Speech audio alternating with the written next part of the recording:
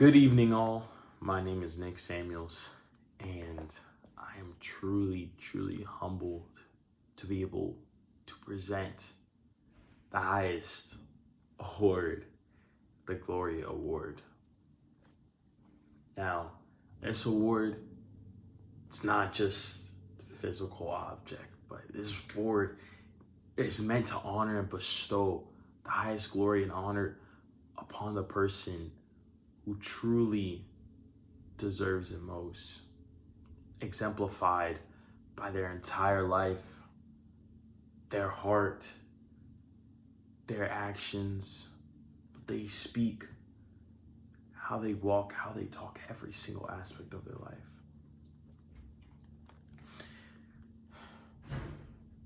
So humbly, I present this award to Jesus Christ himself. Why though? I feel like that shouldn't even be a question, but he was a man who loved God. Not just a man, he was God, but he loved God. And he obeyed all of God's law, never faltered from it, never strayed away from it. He stood firm upon that. And he served and he sought for God's will to be done rather than his own, no matter what it was.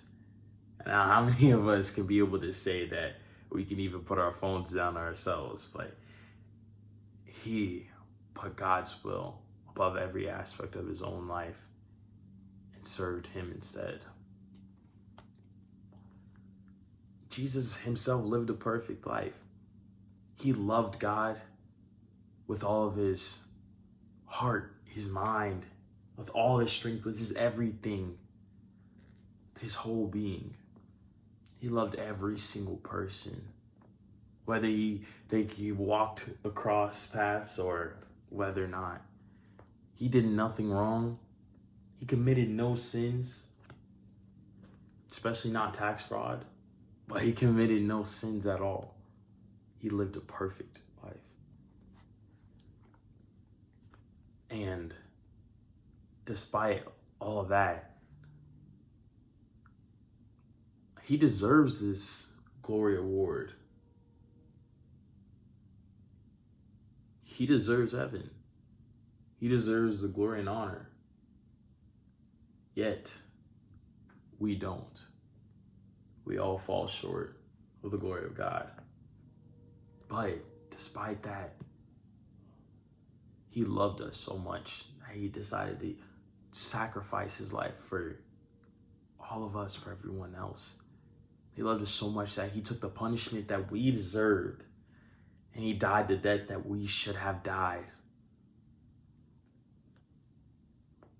He defeated death when he was crucified on the cross and died, and when he rose again 3 days later. He overcame that death. He overcame sin so that we could be free from the punishment of hell that we deserve.